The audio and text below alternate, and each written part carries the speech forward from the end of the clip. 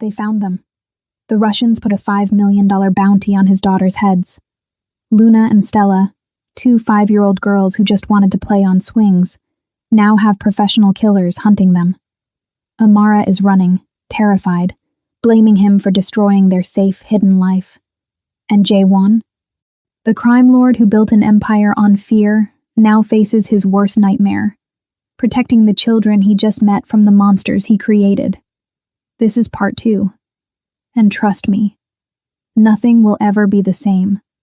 If you missed part 1, go back and watch it now, because this story is about to get darker, more dangerous, and absolutely devastating. Jaewon didn't go home. He went to war. Within 3 hours of that photo arriving, Luna and Stella's preschool, the sand message, the threat that made his blood run cold, he'd mobilized every resource at his disposal. 12 safe houses secured across 3 states. 48 of his best soldiers pulled from regular operations. Every informant, every contact, every person who owed him a favor activated simultaneously. Find Amara and the twins. Protect them. Eliminate any threat within a 100-mile radius. He stood in his penthouse war room, surrounded by monitors showing live feeds from across the city. His underboss, Marcus, coordinated teams while Jaewon's mind raced through scenarios, contingencies, nightmare possibilities. "Sir, we've got eyes on 3 Russian crew houses," Marcus reported. "No sign of Victor yet, but his men are moving. They're looking for something. They're looking for my daughters." The words still felt surreal. His phone rang. "Miranda, tell me you found them," he said without greeting. "No, but I found something else." Her voice was tight. "The bounty didn't come from Victor. It came from someone inside your own organization." Time stopped. "What?" "Someone close to you wants those girls dead, Jaewon. Someone who sees them as a threat to your leadership, to the empire, to everything you've built." Betrayal tasted like copper and rage. "Who?" "I don't know yet.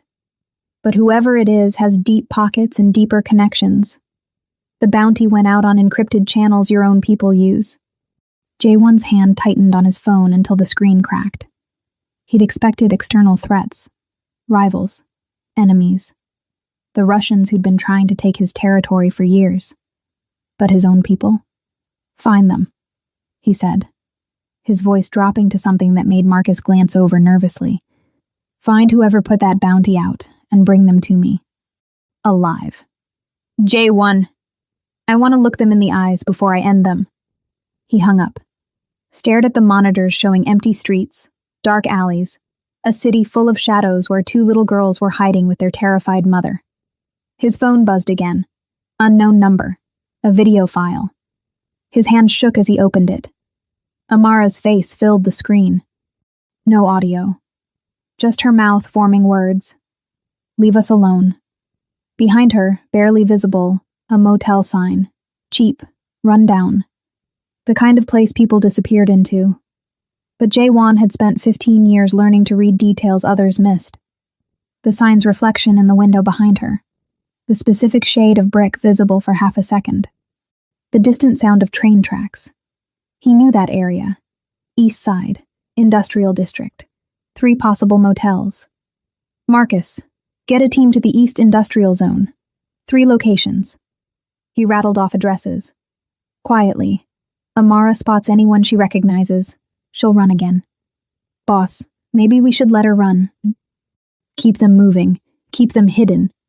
She's in a $20 motel with 2 5-year-olds and whatever cash she had in her purse. How long do you think she can stay hidden? How long before she has to use a credit card, make a phone call, do something that leaves a trail?" His voice hardened. "Every hunter in this city is looking for them. I'm not leaving them exposed. And if she refuses protection, she doesn't get a choice anymore." The words came out harsher than he intended, but he'd seen that photo, read that sand message, knew exactly what men like Victor did to children when they wanted to send a message. His daughters would not become casualties in his war, even if Amara hated him for it. Another call. His father. Jaewon almost didn't answer. But ignoring the old man would only make things worse. "You've made a mess," his father said without preamble. "I'm handling it." "Handling it? The entire underworld knows you have illegitimate children. Your fiancé's family is reconsidering the merger. Your own people are questioning whether you're compromised." His father's voice dripped disgust. "I raised you better than this. You raised me to value power over everything. I'm starting to think that was the mistake." Silence. Dangerous silence. "Those children make you weak. Those children are my blood. Your granddaughters." "I don't have granddaughters. I have a son who's forgotten everything I taught him about survival." The old man's voice went cold. "Weakness gets you killed in our world. You know this. So either eliminate the problem or I will." The line went dead. J1 stared at his phone. His own father had just threatened his daughters. The man who'd raised him, trained him, built him into the crime lord he'd become, had just put a price on Luna and Stella's heads. Something inside him shattered, then rebuilt into something harder, sharper, more dangerous than he'd ever been. "Marcus." "Sir?" "My father is no longer part of this organization's command structure. Any orders from him are to be ignored. Anyone who follows them answers to me personally." Marcus's eyes went wide. "Boss? That's a coup? A betrayal? I don't care what you call it." J1's voice carried the weight of absolute authority. "My daughters are off limits. Anyone, and I mean anyone, who comes for them dies. Family or not. Understood?" "Understood." His phone lit up with a location ping. Amara, the motel. His team had found them. Relief and dread warred in his chest. "I'm going alone," he said. "That's suicide if it's a trap. I don't care. She won't talk to me if I show up with an army. This has to be just me." He grabbed his jacket, checked the concealed weapon he always carried, and headed for the door. "Sir?" Marcus called after him. "What if she still refuses?" J1 paused. "Then I protect them anyway, from a distance, in shadows, however I have to. And the bounty? Double it. Put 10 million on information leading to whoever set the original price. Let's see how loyal people stay when the money flows the other direction." He left before Marcus could argue. The drive to the motel took 17 minutes. Every second felt like drowning. He kept seeing Luna's face, Stella's smile, Amara's terror, the photo of their preschool, the sand message, his father's cold dismissal of their lives. By the time he pulled into the motel parking lot, something had crystallized in his mind with perfect, terrible clarity. He'd spent 15 years building an empire on fear and blood and ruthless calculation. Now he was going to burn that empire to ash if that's what it took to keep 2 5-year-old girls safe. The crime lord was done choosing power over people. Starting now. He stood outside room 12, hearing movement inside. Small voices. Amara's low, soothing tones. He knocked gently. The movement stopped. Silence. "Amara, it's me, please. Just let me talk to you." More silence. Then the door cracked open. Just an inch. Amara's face appeared, and she looked destroyed. Eyes red, face exhausted, the kind of tired that came from running on pure adrenaline and terror. "How did you find us?" Her voice was dead. "I'll always find you. That's not a threat. It's a promise. If I can find you, so can they. You need to let me help." "Help? You've done enough helping." But her voice cracked. "They're terrified, J1. They keep asking why bad men want to hurt them. How do I explain that to 5-year-olds? You don't. You let me handle it." "By doing what? Killing everyone? Starting a war?" "If that's what it takes." She stared at him, really looked at him, and whatever she saw made her expression shift. "You mean that? Every word. You'd destroy your own empire for them. I'd destroy the world for them." Amara's eyes filled with tears. 24 hours ago, you didn't even know they existed. 24 hours ago, I didn't know what I was living for. Now I do. Behind her, a small voice. Mommy, is that J1? Stella. His heart cracked. Amara looked back at her daughters, then at J1, and he watched her make a choice. She opened the door. You have 5 minutes, she said. Then I'm taking them and running somewhere even you can't find. He stepped inside. Luna and Stella sat on the bed, looking smaller than they had in the park, more fragile, like the world had taught them something terrible in just one afternoon. Hi, he said softly. Hi, Luna whispered. Stella just stared. They were scared. Of him. The realization felt like being shot. I'm sorry, he said, kneeling down to their level. I'm sorry bad things happened. I'm sorry you're scared. But I promise you, he looked at each of them, nothing is going to hurt you. Not while I'm breathing. Mommy says bad men are looking for us, Luna said, her voice tiny. They are. But I'm going to make them stop. How? Honest answer? By becoming the monster they feared. By unleashing violence so brutal it would serve as a warning to anyone who even thought about touching his daughters. But he couldn't say that to a 5-year-old. By being very, very good at my job, he said instead. Stella tilted her head. What's your job? Amara made a small sound. J1 met her eyes. The truth sat between them, heavy and unavoidable.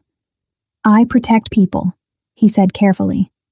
And right now, you two are the most important people in my whole world. More important than your job? Luna asked. So much more important. More important than anything?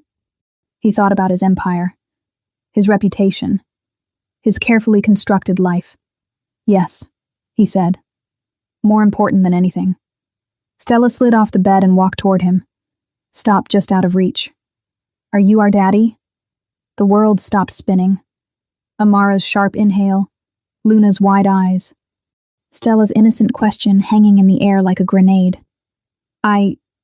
His voice failed. Luna said maybe you are, because of the moon marks and the eyes. Stella studied him seriously. Are you? J1 looked at Amara. She'd gone completely white. This was her call, her truth to tell or hide.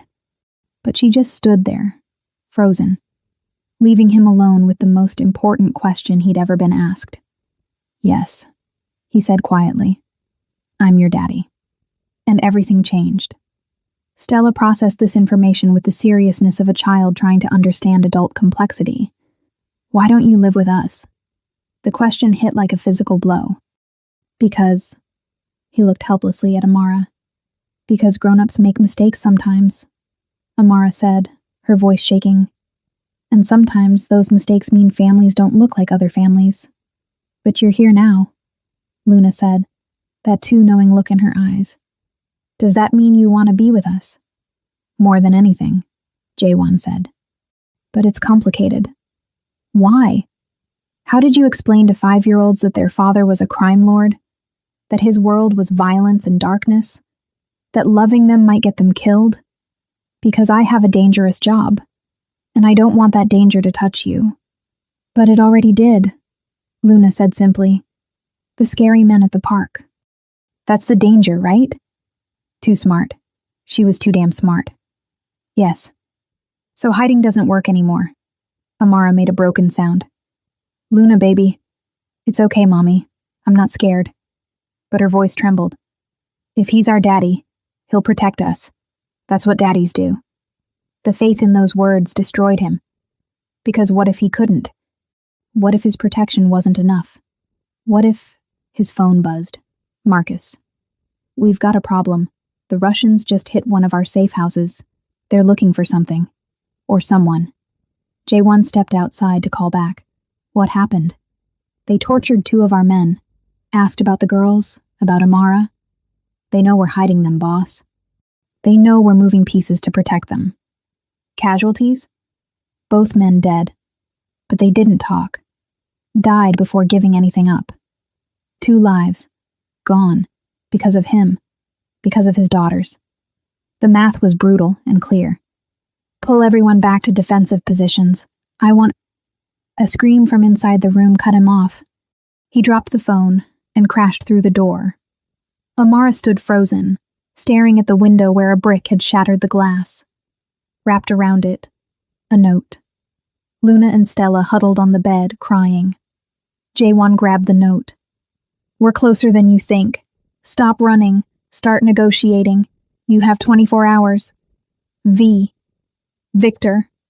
Somehow, impossibly, the Russians had tracked them here.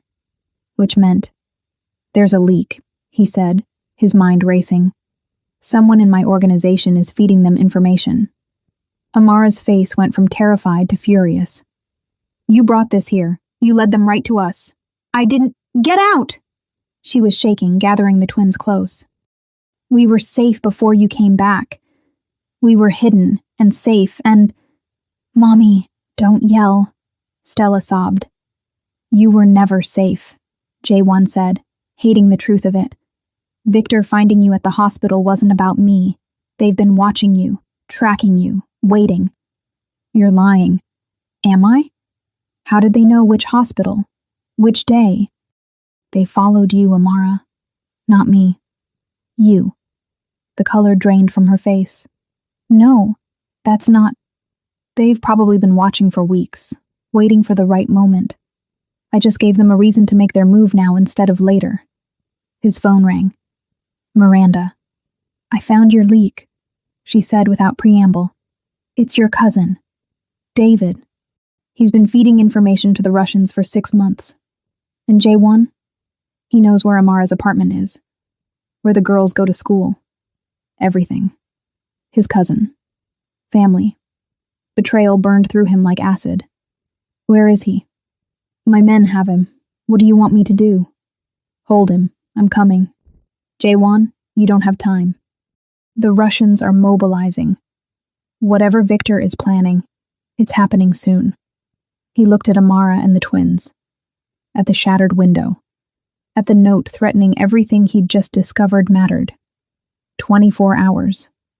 Victor wanted to negotiate. Which meant he wanted something more than just the bounty. "What does he want?" Jaewon asked. "Territory. Power.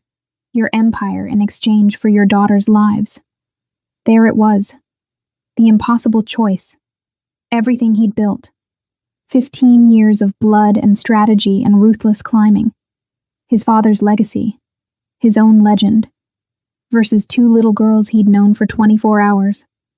"Tell Victor I'll negotiate," he said. "Boss, you can't—" "Set up a meeting. Neutral ground. 2 hours. He'll kill you the second you show up. Probably, but he won't kill them.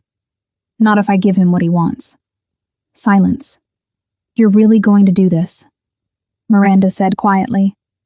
"Trade your empire for 2 children. They're not just 2 children. They're mine." He hung up. Turned to find Amara staring at him. "What are you doing?" she whispered. "What I should have done 5 years ago. Choosing you. Choosing them.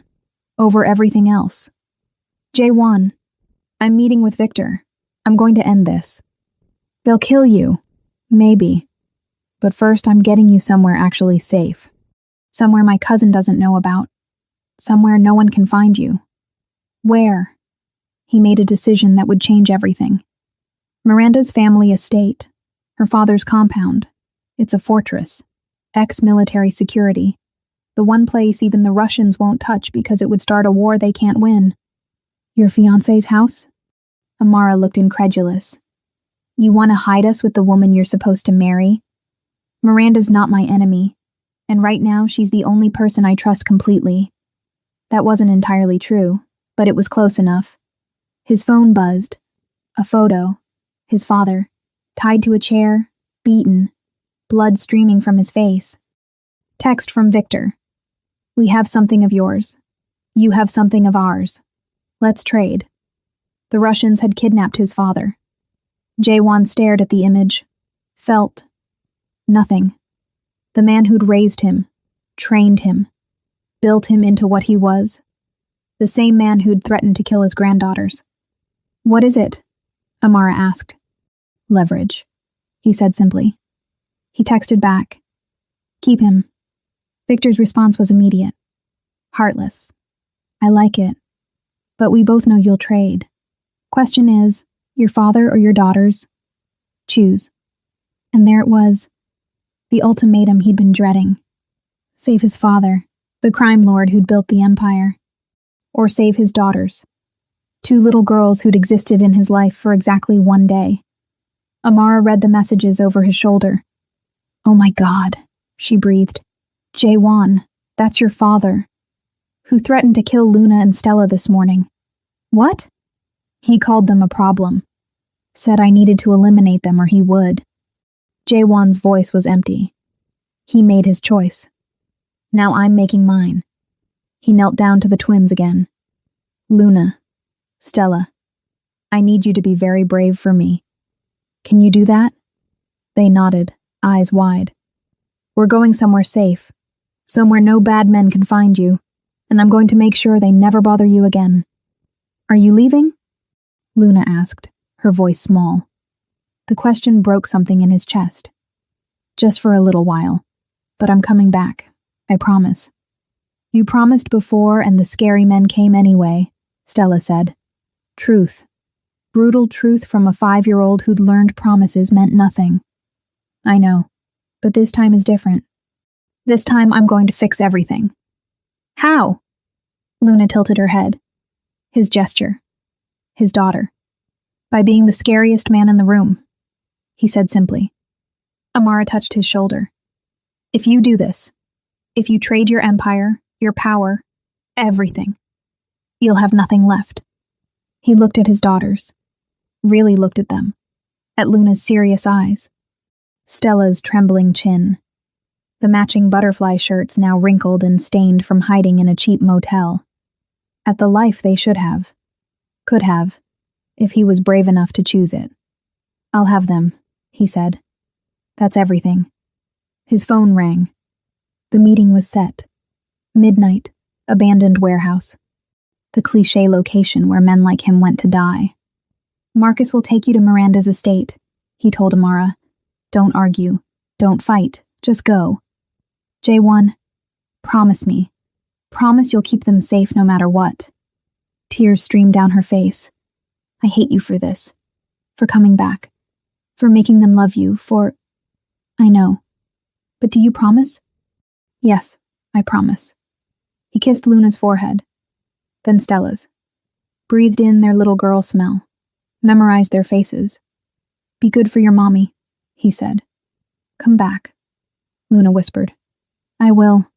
I swear it. He walked out before they could see him break. Marcus waited outside. The girls? Take them to Miranda's. Maximum security. No one gets close. And you, boss? I'm going to negotiate with the devil. You mean become the devil? Jaewon smiled. It was a terrible smile. I've always been the devil, Marcus. I just forgot for a while. What's the play? Victor wants my empire. He can have it. All of it. Boss? But first, he's going to watch me dismantle everything he loves. Everyone he trusts. Every piece of power he's accumulated. Jaewon's voice went cold. He thinks I'm weak because I have daughters? I'm about to show him what a father is capable of when you threaten his children. That's suicide. No, that's war. He got in his car. Midnight was 6 hours away. 6 hours to prepare. 6 hours to say goodbye to the empire he'd built. 6 hours to become the monster his daughters would never have to see. Because the crime lord had finally learned what mattered. And heaven help anyone who stood between him and the 2 little girls he'd die to protect. The warehouse smelled like rust and old violence.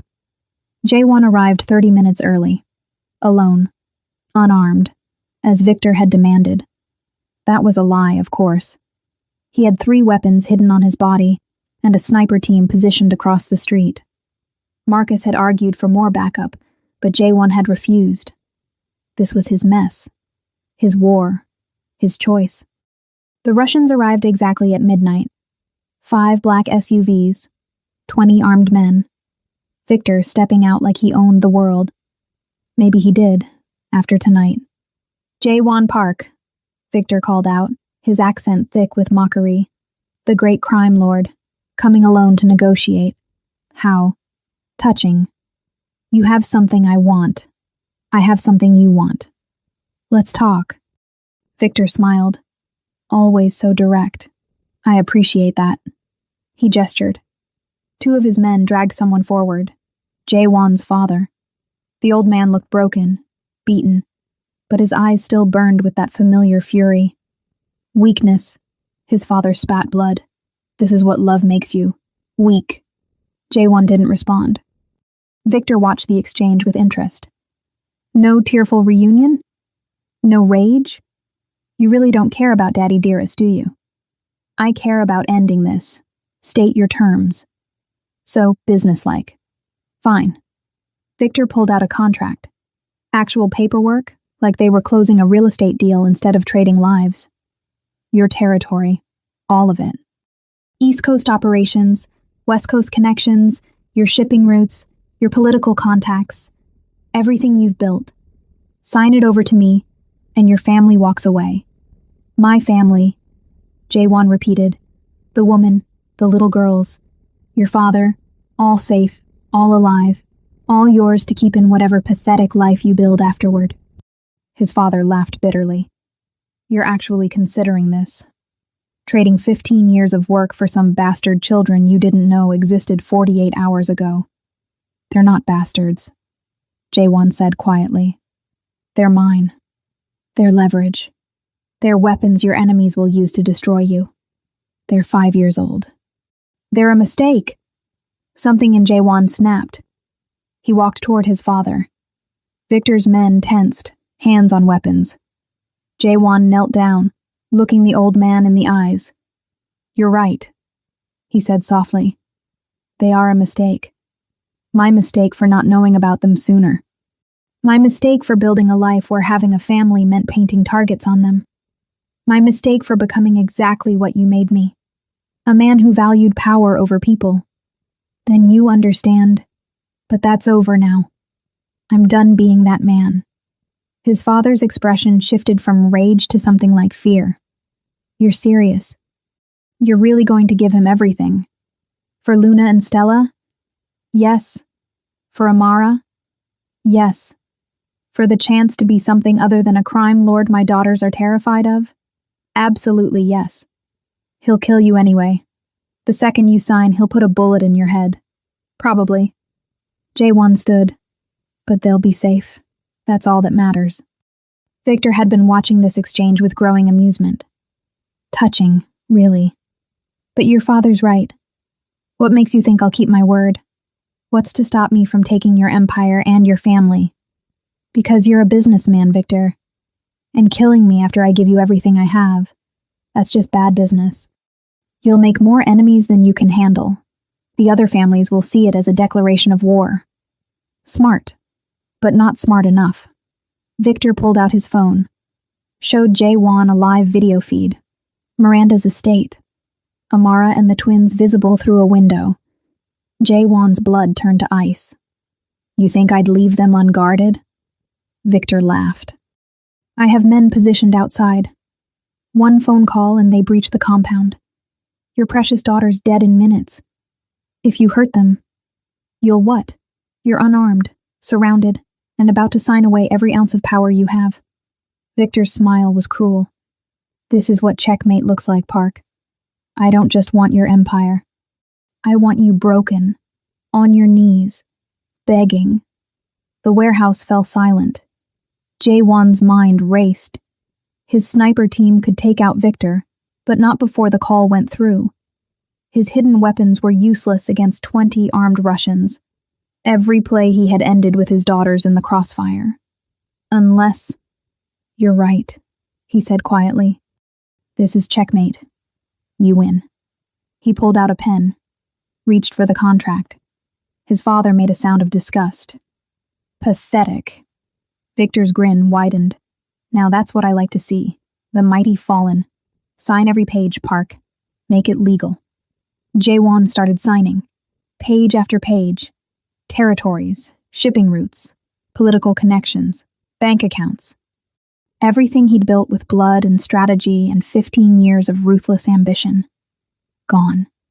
For two little girls who loved butterflies. Almost done, Victor said. Just the final page. The one that transfers total control. The one that makes you nothing. J1's pen hovered over the last signature line. One question first, he said. You're not in a position to ask questions. Humor me. The leak in my organization. My cousin David. How long have you been paying him? Victor laughed. Months. He was so easy to flip. Jealous of you. Resentful. All I had to do was promise him a piece of your empire when you fell. And my father? How did you grab him? David again. Told us exactly where the old man would be. Made it almost too easy. J1 set down the pen. That's what I thought. Something in his tone made Victor's smile falter. What? You should have done better research, Victor. David wasn't my cousin. He was my plant. He's been feeding you false information for the last 3 months. The warehouse exploded into chaos. Windows shattered as J1's real team, 30 soldiers hidden in the rafters, the shadows, the very walls, opened fire. Victor's men went down in seconds. J1 pulled his hidden weapon, putting a bullet in Victor's shoulder before the Russian could reach for his phone. The phone clattered to the ground. J1 crushed it under his heel. The feed, Victor gasped, clutching his bleeding shoulder. Recorded footage from earlier. Miranda's estate is a fortress, remember? Your men never got close. They're all dead now, by the way. My people eliminated them 20 minutes ago. Victor's face went white with rage and pain. You planned this. I'm a crime lord, Victor. Did you really think I'd just hand you my empire? J1 crouched down, his voice going deadly soft. You came after my daughters. You put a price on their heads. You threatened everything I love. So did your father. My father is a monster who I'll deal with separately. But you crossed a line you can't come back from. The other families will come for you. Let them. I've spent 15 years being untouchable. Now I'm going to be something worse. He pressed the gun against Victor's head. I'm going to be a father. And fathers don't negotiate with people who threaten their children. They eliminate them. Wait, we can still... The gunshot echoed. Viktor Kozlov fell silent. Permanently. J1 stood looking at his father. The old man stared at him with something between horror and respect. You used me as bait, he said. You threatened my daughters. I needed Victor to think I was desperate enough to trade everything. You were the perfect distraction. You would have let me die. You wanted to kill Luna and Stella. Yes, I would have. His father laughed, a broken sound. You've become everything I taught you to be. Ruthless, strategic, willing to sacrifice anything. No. J1 walked toward him. I've become everything you failed to teach me.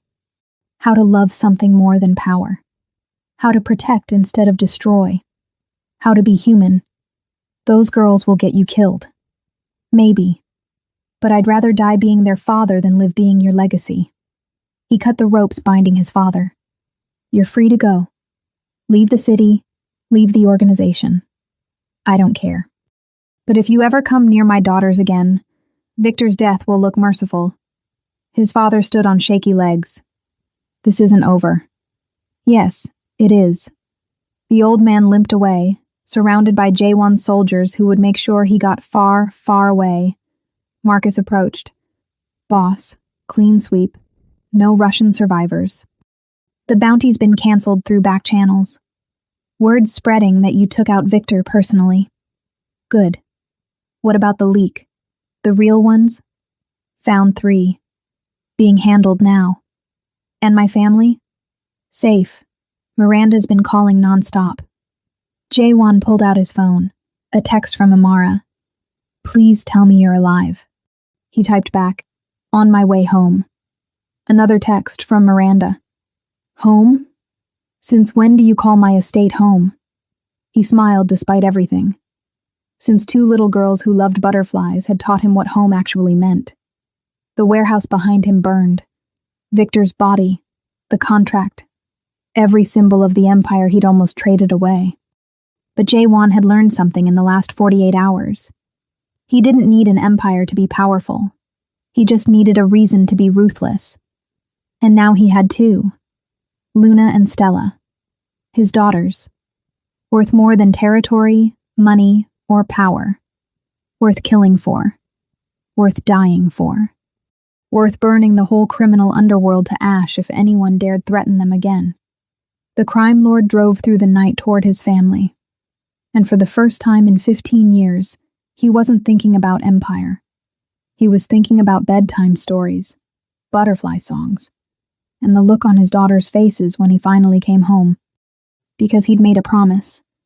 And unlike his father, unlike Victor, unlike every broken man he'd destroyed to get here, Jaewon Park kept his promises, especially to two 5-year-old girls who'd called him daddy, even if he still had no idea how to deserve it. Gancho Final Devastador. Episodio 3. He arrived at Miranda's estate at 3 a.m., covered in blood that wasn't his, carrying the weight of 20 dead Russians and one impossible future. The guards let him through without question. Miranda met him at the door. "They're asleep," she said quietly. "Both of them. Amara wouldn't rest until I promised to wake her the second you arrived. And my father? We'll cross the Canadian border an hour ago. Your men are tracking him. He won't be a problem." Jaewon nodded, started toward the guest wing. Miranda's hand caught his arm. "You know this changes everything between us." "I know. The merger, the wedding, the alliance our fathers built. I know. You love her, Amara. You love those girls more than you've ever loved anything." It wasn't a question. "Yes." Miranda studied him for a long moment, then smiled, sad, knowing. "Good. You deserve to feel something real for once." She walked away before he could respond. Jaewon found Amara outside the room where the twins slept. She looked up, saw the blood, saw his face, knew. "Is it over?" she whispered. "Victor's dead. The bounty's gone. My father's in exile. The threat is contained. Contained, not eliminated. This world doesn't do eliminated, just managed."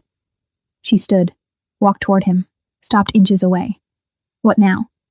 "Now I figure out how to be what they need. A father, a protector, someone who doesn't bring war to their doorstep. Can you do that? Stop being the crime lord." Before he could answer, Luna's voice came from inside the room. "Daddy?" His heart stopped. Amara's expression crumbled. Because that word, daddy, changed everything. Meant commitment, presence, forever. Jaewon opened the door.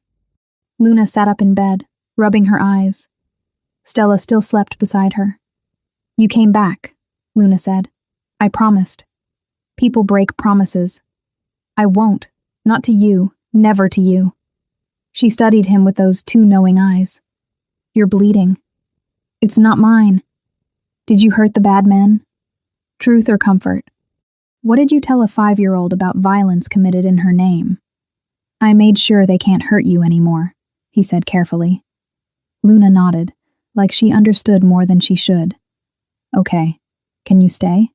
Just for tonight?" Every instinct screamed danger, attachment, vulnerability. But looking at his daughter, asking him to stay. "Yes," he said. "I'll stay." He sat beside her bed. She reached out, took his hand. "You're warm," she said sleepily. "So are you. Will you be here when I wake up?" "Yes." "Promise?" "Promise." She closed her eyes, fell asleep holding her father's hand. The crime lord who'd killed 20 men that night sat in the darkness, watching his daughters breathe, and realized he'd burned his empire, destroyed his father's legacy, shattered every alliance he'd built. For this. For 2 little girls who trusted him despite every reason not to. Worth it. All of it. Worth. His phone buzzed. Unknown number. A photo. The preschool again. But this time, Someone had left flowers on the swing set. White roses. The kind left at funerals. And a note. Victor had 3 brothers. They're coming. Run. Jaewon stared at the photo until the screen burned into his vision. 3 brothers. Victor had 3 brothers. And white roses meant only one thing in the Russian underworld. Blood debt. A promise of vengeance that wouldn't end until everyone involved was dead. He stood carefully, releasing Luna's hand. She mumbled in her sleep, but didn't wake. Outside the room, Amara waited. She saw his face. What happened? He showed her the photo. The color drained from her face. No, you said it was over. You said, I killed the head of the snake. I didn't know about the rest of the family. His jaw tightened. Victor's brothers. They're coming. Then we run. We take the girls and disappear. New identities, new country. Somewhere they can't. They'll find you. These men have unlimited resources and a blood vendetta. Running just delays the inevitable. So what? We just wait here to die? No. He pulled her into an empty room, closed the door. We end this. Permanently. How? The same way I've ended every war. Overwhelming force, strategic strikes, elimination of the threat before they can mobilize. Amara grabbed his arm. Listen to yourself. That's the crime lord talking. The man I left. The man I didn't want my daughters to know. That man is the only reason they're still alive. And what happens when Luna and Stella are old enough to understand what you are? What you do? When they ask why people are afraid of their daddy. Why men die when you make phone calls. The questions hit like physical blows. I don't have answers, Amara. All I have is the ability to keep them breathing. To keep you safe. If that makes me a monster in their eyes when they're older, I'll live with that. But at least they'll be alive to hate me. She studied his face. You really think you can win against 3 Russian crime lords? I've won against worse odds. Alone? I'm never alone. I have Marcus, my organization. Resources that I meant emotionally, Jaewon. You've been alone your whole life. Building walls. Trusting no one. Loving nothing. Her voice softened. But now you have daughters. A family. People who need you whole. Not just alive. I don't know how to be whole. Then learn. Because those girls in there, they don't need the crime lord. They need a father. Before he could respond, his phone rang. Marcus. Boss, we've got intel. Victor's brothers, Dmitry Alexei and Konstantin Kozlov, they've already left Moscow. ETA to New York. 18 hours. They're bringing an army. How many? 50 soldiers. Maybe more. And they've put out a new bounty. 20 million. Dead only. For you, Amara, and both girls. 20 million. The number made his blood run cold. At that price, every hired gun on the East Coast would come hunting. Secure the perimeter. I want Miranda's estate turned into a fortress. No one gets within a mile without us knowing. Already done. But boss? 20 million. That's enough to turn your own people. The betrayal potential hung in the air. Then we find out who's loyal and who's not. Fast. He hung up, looked at Amara. 18 hours, she whispered. We have 18 hours. That's enough time. For what? To make a choice I should have made 5 years ago. He walked back to the twins' room, stood in the doorway watching them sleep. Luna curled around her stuffed butterfly. Stella sprawled everywhere, 1 foot hanging off the bed. Perfect. Innocent. His. What choice? Amara asked from behind him. Jaewon pulled out his phone, made a call that would change everything. Miranda, I need your father. Now. Jaewon, it's 4 a.m. I need the alliance, the merger, everything we planned. But with different terms. Silence. Then. What are you proposing? Full partnership. Your family's resources and protection for Amara and the twins. In exchange, I dismantle my independent operations and fold completely into your father's organization. You're talking about surrendering your empire, becoming a subordinate instead of a leader. I'm talking about keeping my daughters alive. Another pause. My father will have conditions. I don't care. Whatever he wants, territory, money, control, he can have it all. And us? Our engagement? Ends. Clean break. No hard feelings. You deserve someone who can love you the way you deserve. He heard her breath catch. You're really doing this. Giving up everything. Not everything. I'm keeping what matters. I'll call my father. But J1, this makes you vulnerable. Dependent. Everything you've spent 15 years avoiding. I know. And you're okay with that? He looked at his sleeping daughters. More than okay. It's the first smart choice I've made in years. Miranda hung up. Amara touched his shoulder. What did you just do? I chose you. I chose them. Over power. Over independence. Over everything I thought mattered. J1. I can't protect you alone. Not against 3 brothers with unlimited resources and a blood vendetta. But Miranda's father. He controls half the East Coast. Has political connections, military contracts, resources that make my operation look small. And in exchange, you become his soldier. In exchange, you and the girls get to live. She turned him around, forced him to look at her. Is this what you want? Really want? Or are you just making another calculated move? 5 years ago, you asked me to choose you over my empire. I said no. I was wrong. I've been wrong about everything that matters. His voice roughened. But I'm choosing right now, this moment. I'm choosing you, choosing them, choosing a life where Luna and Stella wake up safe instead of running, where they go to school instead of hiding, where they have a father who comes home instead of one who dies in a warehouse protecting an empire that means nothing. Tears streamed down Amara's face. I left because I didn't think you could change. I couldn't. Not then. But them? He gestured to the room. They changed everything. What if Miranda's father says no? Then we run. Together. All of us. And we keep running until we find somewhere safe. But I won't do it alone anymore. I won't make you carry this fear by yourself. Amara pressed her forehead to his chest. I'm still angry at you. For everything. For 5 years of absence. For bringing danger to their door, for... I know. But I also see you trying. Changing. Choosing them. Is that enough? She pulled back, looked at him with those eyes that had always seen through his walls.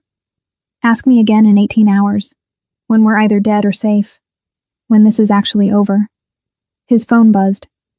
Miranda. My father agrees. Preliminary terms. You fold your entire operation into his. You become his head of security, a subordinate position. You take orders, no independent moves. In exchange, full protection for your family. Permanent. Non-negotiable. He wants to meet at dawn to finalize. Dawn was 3 hours away. 3 hours to dismantle everything he'd built. 3 hours to become someone else. 3 hours to save his daughters. Tell him yes. J1 typed back. He looked at Amara. It's done. When the brothers arrive, they won't just be facing me. They'll be facing the entire East Coast Alliance. And if they don't care, if they attack anyway, then they die. But Luna and Stella live. That's all that matters. From inside the room, Stella's sleepy voice. Daddy? Why are you and Mommy talking so loud? Both of them froze. J1 walked in, knelt beside her bed. Sorry, baby girl. We were just talking about tomorrow. Is tomorrow a good day or a scary day? The question destroyed him, that she even had to ask. That her 5-year-old mind had learned to categorize days by fear level. It's going to be a good day, he promised. The best day. No more scary men, no more running, just family. Promise. Promise. She smiled, closed her eyes, fell back asleep. J1 stayed there watching her breathe. In 3 hours, he'd give up his empire. In 18 hours, he'd face 3 Russian brothers bent on revenge. But looking at his daughters, peaceful and safe for now, worth it. All of it. Every sacrifice, every burned bridge, every piece of power surrendered. Because the crime lord had finally learned what empire really meant, and it had nothing to do with territory. It had everything to do with two little girls who called him Daddy. Dawn came too fast. Jaewon stood in Miranda's father's office, a room that smelled like old money and older violence, and signed away 15 years of work. Territory transfers, asset liquidation, command structure integration. Every page another piece of his independence disappearing. Alessandro De Luca, Miranda's father, watched with calculating eyes. "You understand what this means?" the old Italian said. "You work for me now. No autonomous operations. No independent calls. You're a soldier again, not a general." "I understand. And if I give an order you don't like?" "I follow it anyway." Alessandro studied him. "Why? You've spent years building your own empire. Why surrender it all now?" "Because Empire doesn't wake me up at 3 a.m. asking for water. Empire doesn't trust me to chase away nightmares. Empire won't remember me when I'm gone." Jaewon met his eyes. "My daughters will." The old man's expression shifted. Something almost like respect. "Family," he said quietly. "In the end, it's all that matters. I built this organization for my children, my grandchildren, everything I've done, every choice, every sacrifice, for blood. Then you understand. I do, which is why I'm going to help you end this." The Kozlov brothers land in 6 hours. When they do, they'll find out what happens when you threaten a family under De Luca protection. Jaewon signed the last page. It was done. He was no longer an independent crime lord. He was Alessandro De Luca's head of security, a subordinate, a soldier with a family to protect. "The brothers will expect you to run," Alessandro continued, "or to meet them alone like you did Victor. Instead, we're going to show them overwhelming force, a message that attacking you means attacking all of us. What's your plan?" "They're landing at a private airfield in Jersey. We'll be waiting, not to kill, not immediately. First, we negotiate. We offer them a choice. Accept blood money for Victor's death and walk away, or start a war with the entire East Coast Alliance. They won't take the money. This is about honor for them. Then they die. But we give them the chance. Rules of our world. Always offer the out, even if you know they won't take it." Jaewon's phone buzzed. "Amara. The girls are awake, asking for you." His heart twisted. "I need an hour, to be with them, before this starts." Alessandro nodded. "Go, be a father. I'll handle the preparations." Jaewon found the twins in the estate's garden. Luna was examining flowers with scientific precision. Stella chased butterflies with determined joy. Amara sat on a bench watching them. She looked exhausted. "Did you sleep?" he asked, sitting beside her. "Did you?" "No." They sat in silence, watching their daughters play. Normal, innocent, untouched by the violence brewing around them. "I signed everything over to Alessandro," Jaewon said quietly. "It's official. I'm not a crime lord anymore, just his employee." "How does it feel?" "Lighter than I expected. Terrifying, but lighter." "And when the brothers come?" "Alessandro's handling it. Full alliance response. The brothers get one chance to walk away. If they don't, they die." "Yes." Luna ran over, holding a flower. "Daddy, look. It's the same color as the moon on my neck." The crescent-shaped flower was pale white, glowing in the morning sun. "It's beautiful, baby. Can we plant these at our house? When we go home?" Home. The word hung between them all, because they didn't have a home. Not really. Amara's apartment was compromised. His penthouse was a fortress, not a home. Everything was temporary, dangerous, uncertain. "Tell you what," Jaewon said. "When this is over, when it's really over, we'll find a house, with a big garden. and we'll plant a whole field of moonflowers. Promise? That word again. The word his daughters weaponized without knowing it. Promise. Stella ran over. I'm hungry. Can we have pancakes? I think the kitchen can manage that, Amara said, standing. Come on, girls. Daddy too? Luna asked. Of course, Daddy too. They walked inside, this strange constellation of a family. Jaewon made pancakes, badly, while the twins helped by making an enormous mess with flour. Amara laughed for the first time in days, watching him try to flip one and having it land on the floor. You're terrible at this, she said. I'm learning. Daddy's pancakes look like butterflies, Stella announced, pointing at the misshapen disaster on her plate. Very abstract butterflies, Luna added seriously. They ate together, laughed, had a moment of pure, perfect normalcy. Then Jaewon's phone rang. Marcus. Boss, they're early. The brothers landed 20 minutes ago. Alessandro's team is moving to intercept. The pancakes turned to ash in his mouth. I have to go, he said. The twins' faces fell. But you just got here, Stella said. I know, baby. But I have to handle something. Then I'll come right back. I promise. Another promise, Luna said quietly. You make a lot of promises. And I keep them. All of them. He kissed both their foreheads. Met Amara's eyes. If something goes wrong, nothing's going wrong. You made a deal. Alessandro has an army. The brothers are outnumbered. This ends today. But if it doesn't, then I'll protect them, like I've been doing for 5 years.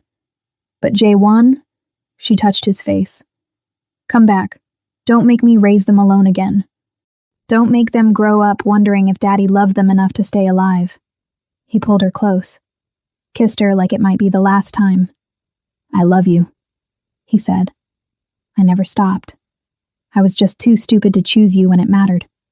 Then choose me now. Choose us. And come home. I will. He left before the twins could see him break. Marcus waited with an armored SUV.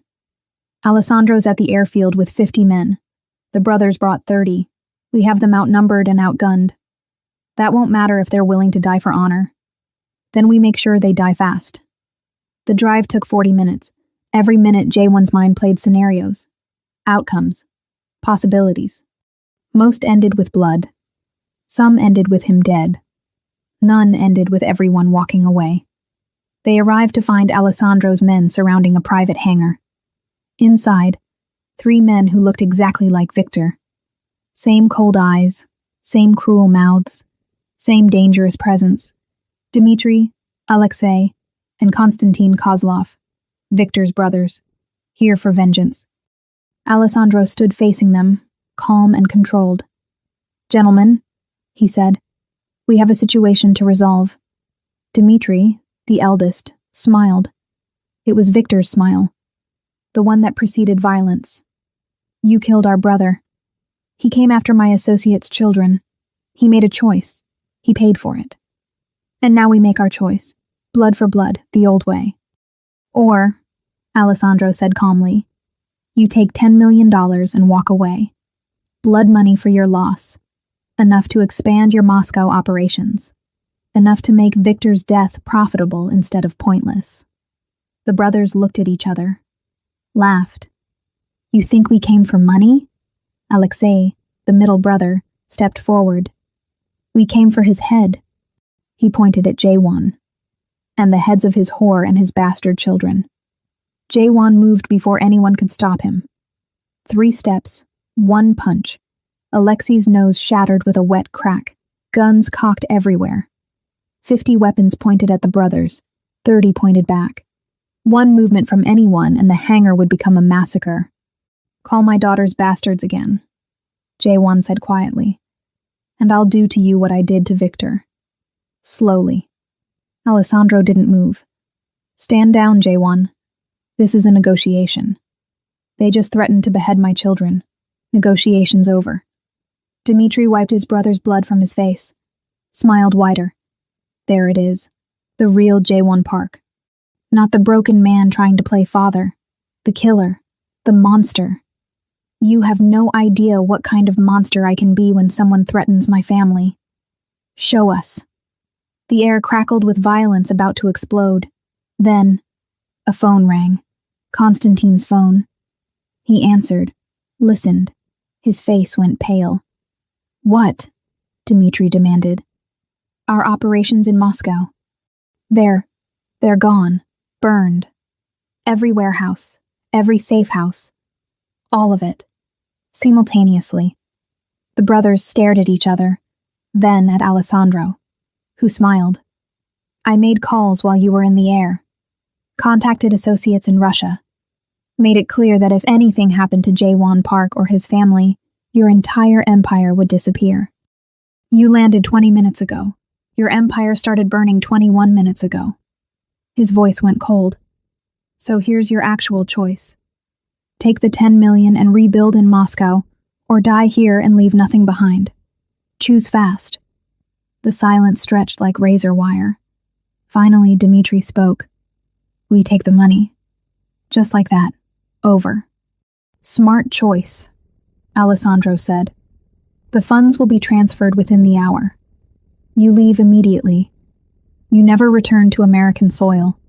You never speak the names Jaewon Park, Amara Baptiste, Luna, or Stella again. Break any of these terms, and what happened to your Moscow operations will look like mercy. The brothers nodded. Defeated. Their honor bought for 10 million, and fear of total destruction. They left without another word. Jaewon stood there, barely breathing. It was over. Actually over. The threat. The bounty. The blood vendetta. Over. Go home, Alessandro said quietly. Go be with your daughters. You've earned it. Jaewon drove back to the estate in a daze. Walked inside. Found Luna and Stella in the garden again. They ran to him. Daddy, you came back. I promised, didn't I? Is the scary stuff over? He knelt down, pulled them both close. Yes, baby. It's over. No more running, no more hiding. Just us. Forever. Forever. Amara stood watching, tears streaming down her face. It's really over? She whispered. It's really over. She collapsed into his arms. And for the first time in 5 years, maybe in his entire life, Jaewon Park felt something he'd never experienced. Peace. 3 months later. The house had a garden full of moonflowers. Jaewon pushed Stella on the swing while Luna showed him her butterfly collection. Normal. Safe. Home. Daddy, watch me. Stella flew through the air, fearless. His heart clenched. She trusted him completely now. Amara appeared with lemonade, smiling that smile he'd fallen in love with years ago. Girls, snack time. They ran inside, leaving him alone with the woman he'd almost lost forever. Happy? She asked quietly. Terrified, he admitted. Every day I wake up thinking this is too good to be real, that something will take it away. Nothing's taking it away. The threats are gone. You're not that man anymore. I'm still learning how to be this man, the father, the partner, the guy who makes pancakes. She kissed him softly. You're doing fine. Better than fine. Luna called from inside. Daddy, we need you for tea party. He laughed. Come in, baby girl. 3 months ago, he was a crime lord with an empire. Now he was a father with a family. He'd traded everything and gained the whole world. Daddy, come on! Stella yelled. I'm coming. Amara took his hand. Welcome home, Jaewon. Finally, after 15 years of darkness, he was exactly where he belonged. Home.